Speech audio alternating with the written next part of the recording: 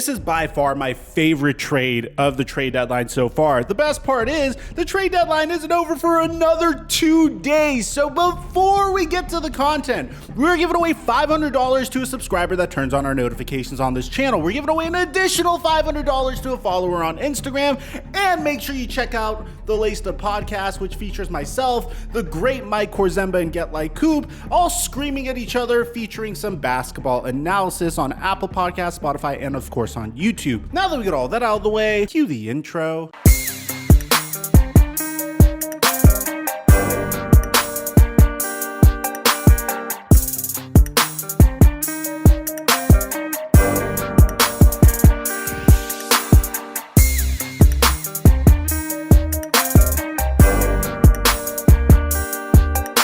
Mic check 1 2 1 2. What's going on, everybody? When we did the Caris LeVert trade video, we brought up an old article from a couple of months prior. I think it was from December, when the Indiana Pacers stated in this Athletic article that they have faced the question internally and externally if Domantas Sabonis and Miles Turner can coexist on the floor and help the organization take the next step in playoff contention. The franchise remained patient in seeing both big men and their potential together in their primes, but a breakup seems to be on the horizon. In the past, team president Kevin Pritchard has tried to convince owner Herb Simon that a rebuild is necessary, including in 2017, but Simon demurred. Instead, the Pacers signed Darren Collison, Bojan Bogdanovic, and made a trade for veteran Corey Joseph. Now, Simon originally was very hesitant about a rebuild. He always demanded the Pacers put the best product on the floor, even if that means you're just fighting for a 7th or 8th seed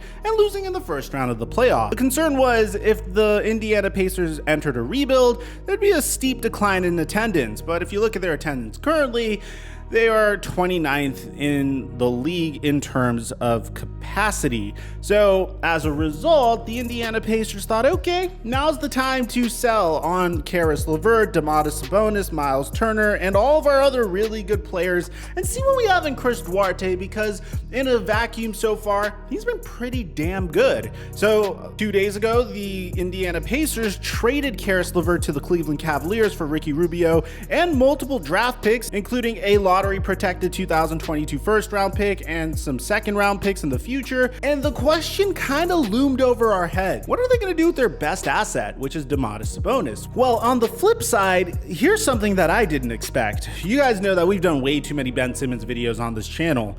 And my initial question was, the Sacramento Kings are in the hunt for Ben Simmons, but they don't want to part with Tyrese Haliburton, so they're going to automatically be out on such a trade. Well, it seems like that isn't necessarily the case, because according to Adrian Wojnarowski, he absolutely destroyed my mind with this trade today.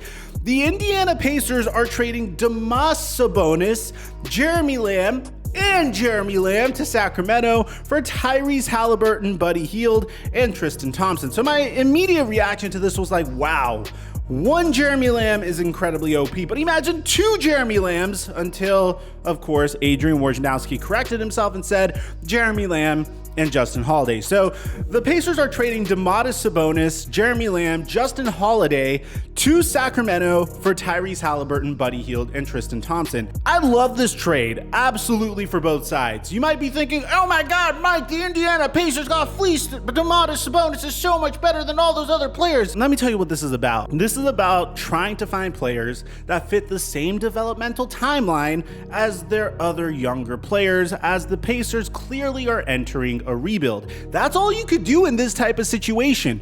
Again, when we brought up the Portland Trailblazers earlier, my biggest knock on them is they traded CJ McCollum and they didn't even have a player that they really could try to build up. Yeah, you got Nickeil Alexander-Walker. Yeah, you got Josh Hart, but you didn't have a player that you could get excited about their future. You don't have to be a genius to know that Sacramento Kings fans are pretty upset about this trade. As a matter of fact, take a look at Sacramento Kings Reddit and you can see that this entire fan base is extremely pissed off. The reasoning being that, hey, Tyrese Haliburton is one of the few players that were able to come here and really develop and become extremely successful with the Sacramento Kings. And to be honest, unfortunately for the Sacramento Kings, that doesn't happen too often.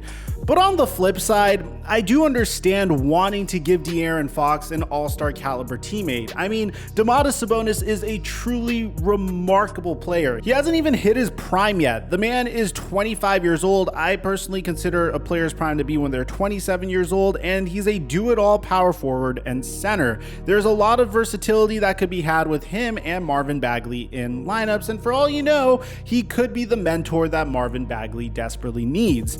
At the same time, you aren't only getting Domantas Sabonis, you're also getting Justin Holiday, who is a remarkable role player to have as well. He's averaging 11 points per game off of 38% shooting so far. So I do think it is unfortunate that you have to move on from Tyrese Haliburton in order to get these players, but I don't think the return that the Sacramento Kings got for Tyrese Haliburton is bad by any means at all. I think the team is going to improve, and they also are able to give Davion Mitchell an opportunity to see whether or not he could succeed as one of the future franchise cornerstones moving forward. The Sacramento Kings had a too many guards problem. I do think that they gave up a lot of guards in this trade. Tyrese Haliburton, Buddy Hield. But at the same time, Buddy Hield was miserable in Sacramento, and it was about time that you moved on from Buddy Hield. His contract wasn't necessarily the best for a team that is rebuilding, although I'm not sure if they're rebuilding or if they're trying to fight for a play-in spot at this point.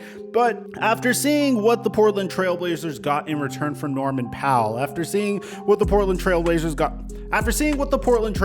got in return for Norman Powell and Robert Covington, and then seeing what they got in return for CJ McCollum, which isn't necessarily the worst return, but it should have been better in my opinion, I do think this is a great return for Tyrese Haliburton. Now on the flip side, you have the Indiana Pacers, who accomplished exactly what they wanted to accomplish with this trade. If you look at the players that they get in this trade, it is 100% consistent with a team that is entering a rebuild. They get Buddy Hield, Tyrese Haliburton, and Tristan Thompson, which I'm assuming is going to get waived at some point. Tyrese Haliburton is a player that is so damn good that he could be your franchise cornerstone moving forward. You could easily investigate what else you have in Chris Duarte and your other young stars while you develop Tyrese Haliburton even further. Buddy Hield is a very sought after commodity in today's NBA, a shooting guard that is absolutely lights out from three, that is on a contract that isn't necessarily the most ideal, but it's a contract that you could afford to have him on